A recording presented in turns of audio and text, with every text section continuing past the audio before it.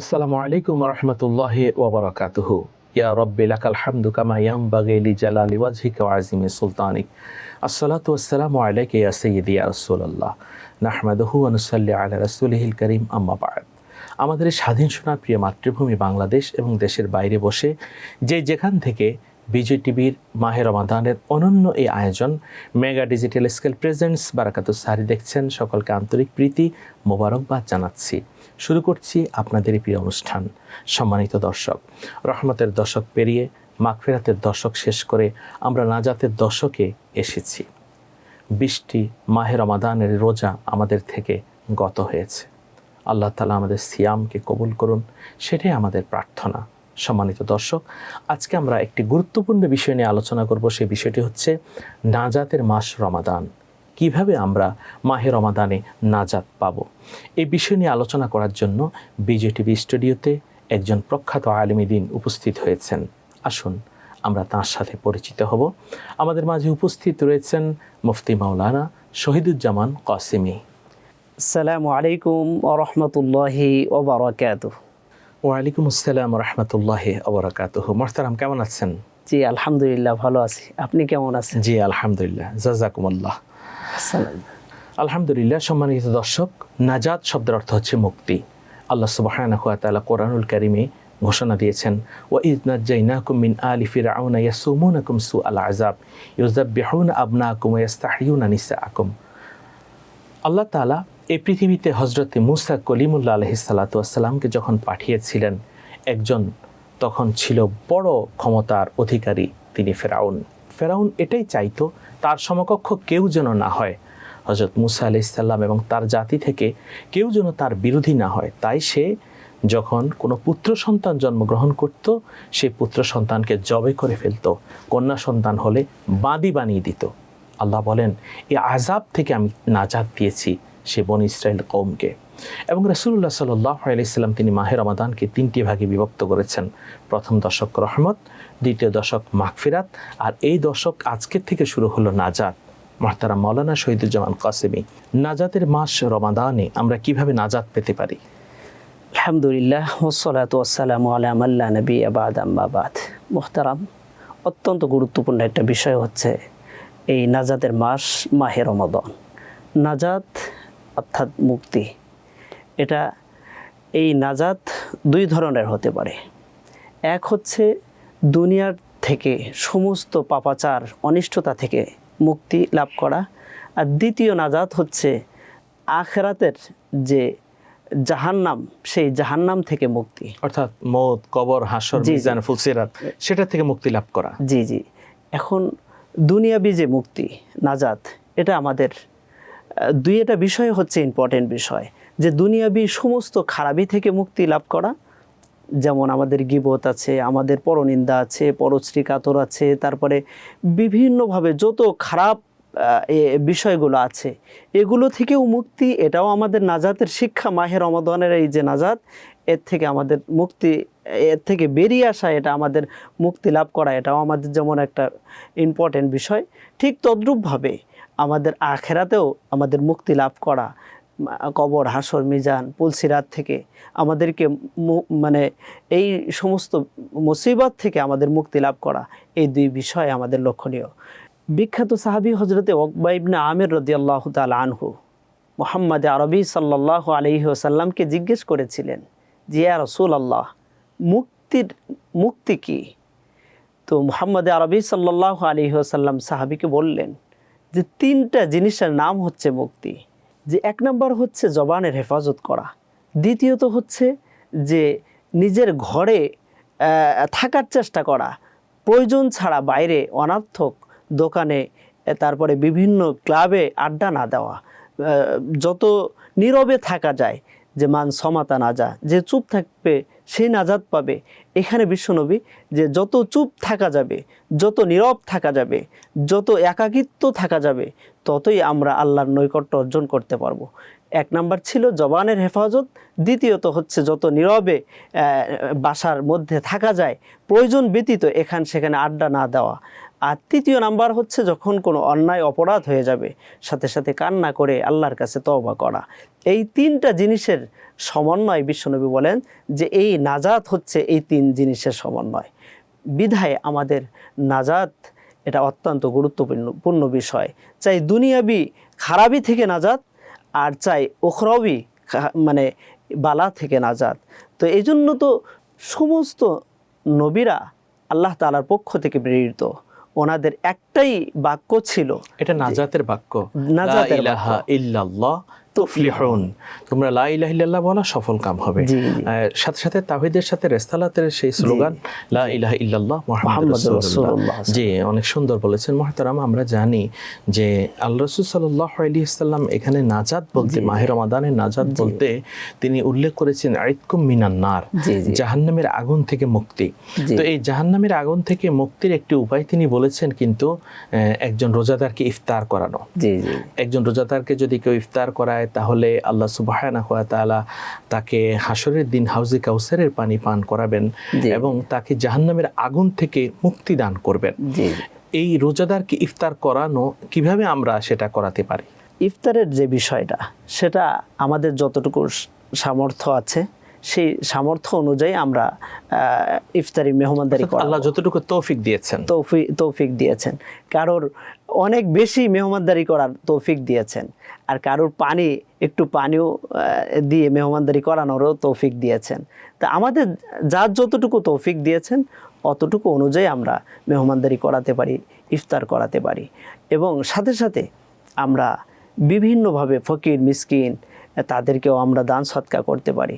বেশি বেশি এই বাবা মার প্রতি আমরা খেয়াল করতে পারি, কারণ নাজাত বিশ্বনবী 3টা মেম্বারের উপরে বারবার তিনি আমিন বলেছেন, হযরতে জিবরিল আমিন আলাইহিস সালাতু ওয়াস সালাম। এবং আমরা জানি যে এখানে আল্লাহ নবী বলেছেন দুর্ভোগ তার জন্য যে মাহে রমাদান পেল কিন্তু জান্নাত সে কনফার্ম করতে পারলো না।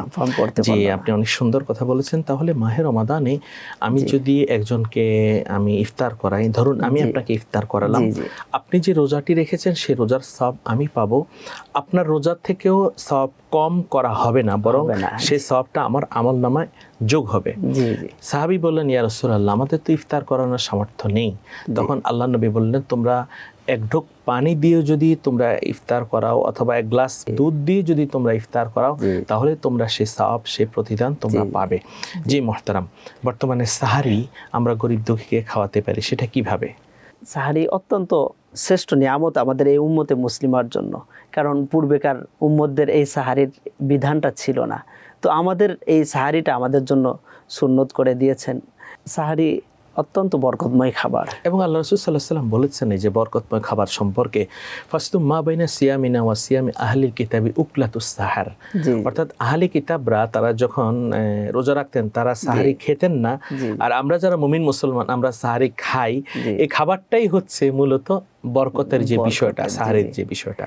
জি, বিশ্বনবী এমনও বলেছেন যে তোমরা একটা খেজুর হলেও তোমরা খাবার আহার করবে, কারণ হচ্ছে না খেয়ে তোমরা রোজা রাখবে না।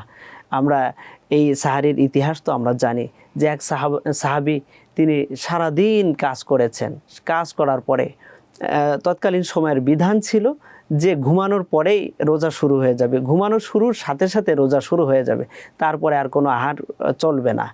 তো বিশ্বনবীর সাহাবী তিনি সারাদিন কাজ করার পরে তিনি ক্লান্ত হয়ে গেলেন, তিনি ইফতারির সময় তিনি খাবার আহার না করে, খাবার না খেয়ে তিনি ঘুমিয়ে গেলেন। পরের দিন দুপুরবেলা তিনি বেহুশ হয়ে পড়ে গেলেন। বিশ্বনবীর কাছে সংবাদ গেল, যাওয়ার পরে বিশ্বনবী তিনি ওনার উপরে ওহী অবতীর্ণ হলেন এবং বললেন, কুলু অশরাবু হাত্তা ইয়াতাবাইয়ানা লাকুমুল খাইতুল আবয়াদু মিনাল খাইতিল আসওয়াদি মিনাল ফাজর। বিশ্বনবীর উপরে ওহী অবতীর্ণ হলো এবং বলা হলো যে এখন থেকে নিয়ে যতক্ষণ পর্যন্ত না। ধন্যবাদ, আপনি অনেক সুন্দর আলোচনা করেছেন। আপনার আলোচনা আবারও শুনবো ইনশাআল্লাহ। সম্মানিত দর্শক, সাহারি এমন একটি বরকতময় খাবার, রাসূলুল্লাহ সাল্লাল্লাহু আলাইহি ওয়াসাল্লাম বলেছেন, তাসাহহারু ফা ইন্না ফিস সাহরি বারাকা, তোমরা ভোর রাতে সাহারি খাও, এই খাবারটার মধ্যে রয়েছে বারাকা। তার মানে খেজুর আমরা খাচ্ছি অথবা এক গ্লাস পানি আমরা খাচ্ছি, একটু শরবত খাচ্ছি, এগুলোর মধ্যে বারাকা রয়েছে, বারাকার নিয়তে আমরা খাবো, এই বারাকার বিনিময়ে আমরা কিন্তু জান্নাত পাবো ইনশাআল্লাহ। সম্মানিত দর্শক, মেগা ডিজিটাল স্কেল প্রেজেন্টস বারাকাতুস সাহারি এই অনুষ্ঠানে এ পর্যায়ে একটি বিরতিতে যাচ্ছি, আপনারা আমাদের সাথেই থাকুন।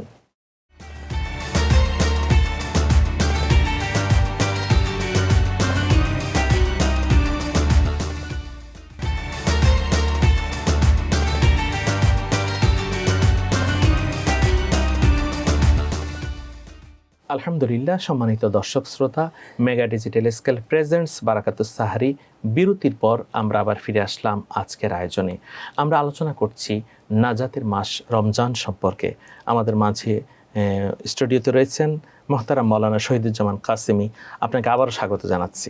আপনাকেও অনেক শুকরিয়া ও অভিনন্দন জানাচ্ছি। জি আলহামদুলিল্লাহ। আপনি বলছিলেন যে আল্লাহ সুবহানাহু ওয়া তাআলার যে বিধান, একজন সাহাবী তিনি বেহুশ হয়ে পড়ে গেলেন, অর্থাৎ তিনি রাত্রিতে খাবার গ্রহণ করেননি।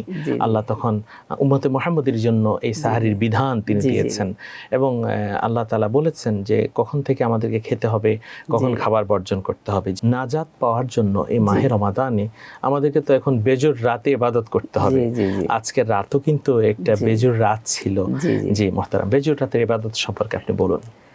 বেজোর রাত, লাইলাতুল কদরের রাত, এটা আমরা এক বছর আমরা অপেক্ষমান থাকি, অপেক্ষা করতে থাকি যে কবে লাইলাতুল কদর আসবে, এই আশায় আমরা থাকি। এই রাতটা এত দামি, আল্লাহ রাব্বুল আলামিন কদর একটা সূরাই নাজিল করে দিলেন যে লাইলাতুল কদর খায়রুম মিন আলফি শাহর, মানে হাজার মাস থেকে এই রাতটা দামি রাত। তো এই রাতে আমাদের অনেক কিছু করণীয়। শুধু আমরা এই যে 21-এর রজনীতে আমরা শুধু ইবাদত করব এটা নয়, যত বেজোর রাতগুলো আছে আমরা লাইলাতুল কদর তালাশ করব এবং আমাদের বেশি বেশি আমরা ইবাদত বন্দেগী করব, নামাজ আদায় করব, বেশি বেশি তাসবিহ তাহলিল পড়ব, বেশি বেশি ইস্তেগফার পড়তে থাকব, বেশি বেশি জিকির করতে থাকবো। এবং মুহতারাম, আমরা আরেকটি আমল করতে পারি, যদি বেজোর রাতিতে আমরা তাহাজ্জুদের নামাজ আদায় করতে পারি, এটা আমাদের জন্য কিন্তু অনেক বড় পাওয়া হবে, নাজাতের জন্য একটি ওসিলা হয়ে যাবে। এবং আপনি জানেন যে মাহে রমাদানে আমরা কোরআনুল কারীম তেলাওয়াত করতে পারি, 3 বার সূরা ইখলাস পড়লে কিন্তু 1 খতম কোরআন শরীফ সওয়াব। সেই আমলটি আমরা করতে পারি, দুরূদ শরীফ আমরা পড়তে পারি, দুরূদ সালাম আমরা পড়তে পারি, সাথে সাথে আমরা দান সদকাও এই মাহে রমাদানে করতে পারি।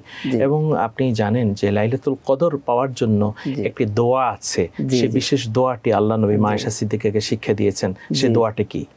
বিশ্বনবী তিনি যে দোয়াটা শিক্ষা দিয়েছেন সেটা হচ্ছে আল্লাহুম্মা ইন্নাকা আফুউন কারীম তুহিব্বুল আফওয়া ফাআফু আন্নি। কত সুন্দর দোয়া যে আল্লাহুম্মা ইন্নাকা আফুউন, হে আল্লাহ আপনি ক্ষমাশীল, ইন্নাকা আফুউন তুহিব্বুল আফওয়া, আপনি ক্ষমা করতে পছন্দ করেন, ফাআফু আন্নি, বিধায় আপনি আমাকে ক্ষমা করে দিন, আপনি আমাকে মাফ করে দিন। জি মুহতারাম, আপনি জানেন নাজাতের সাথে আরেকটি আমল সম্পৃক্ত। জি, আমরা যেমনি ভাবে নামাজ পড়ছি, রোজা রাখছি, আরেকটি আমল কিন্তু হচ্ছে যাকাত দেওয়া। জি জি জি।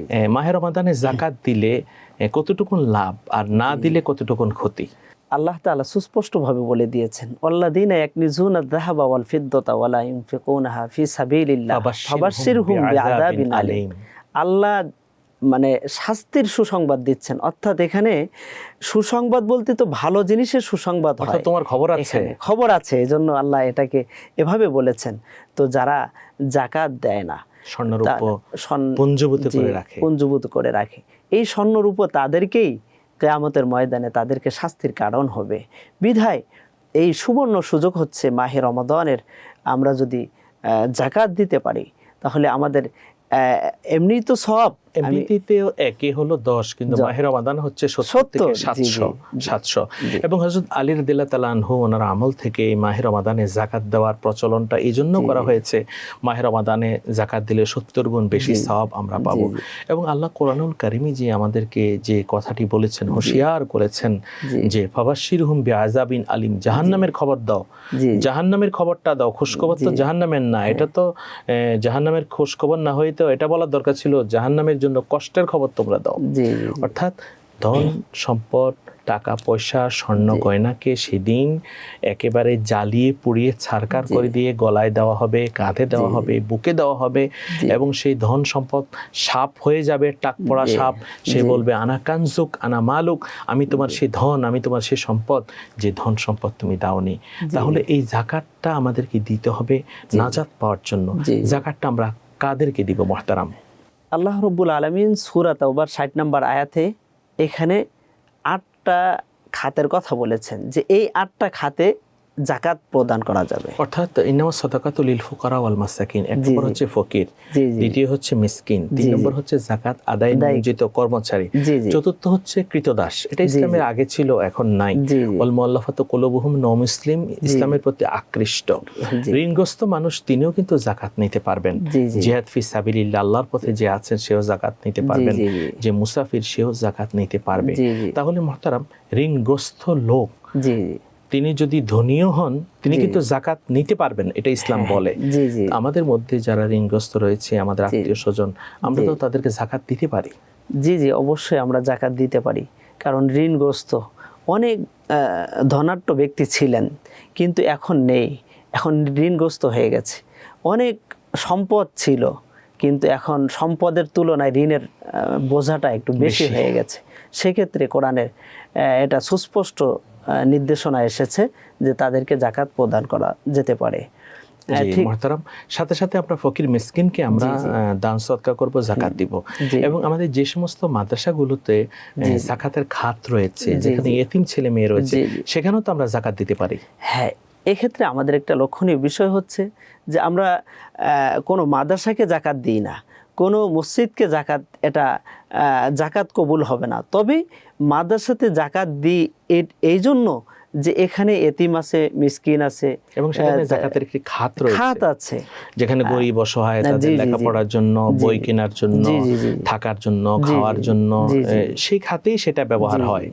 জি, তারা মাসিক যে হাদিয়াটা এটা ঠিক মতো দিতে পারে না, ঠিক তদ্রূপভাবে তাদের খাবারের যে টাকাটা তারা দিতে পারে না। এজন্য এটা মাদ্রাসার এতে দেওয়া হয়, একটা খাত থাকে, এতিমদের খাত, মিসকিনদের খাত থাকে। এজন্য সেখানে এক তো হচ্ছে তারা দিনের লাইনে আছে, তারা ওরা সাথে আম্বিয়া, কোরআন হাদিস তারা পড়ে। যে অনেক সুন্দর কথা বলেছেন। আসলে যারা মাদ্রাসায় লেখাপড়া করে, গরিব অসহায় দুস্থ অনাথ এতিম, তাদেরকে আমরা যদি যাকাত দিই, আমাদের যাকাত আদায় হয়ে যাবে। আর তাদেরকে যাকাত না দিয়ে যদি আমরা একেবারে আমাদের আত্মীয় স্বজন, কাছের মানুষ, তাদেরকে যাকাত দিই, তাদের দান করলেও আমাদের যাকাত আদায় হয়ে যাবে। তাহলে এই নাজাতের মাসে আমরা নাজাত পেতে গেলে আমাদের এই যাকাতের মাধ্যমেও কিন্তু সচেষ্ট হওয়া উচিত। জি মুহতারাম, আপনি জানেন মাহে রমাদান আমাদেরকে শিক্ষা দেয় সংযম।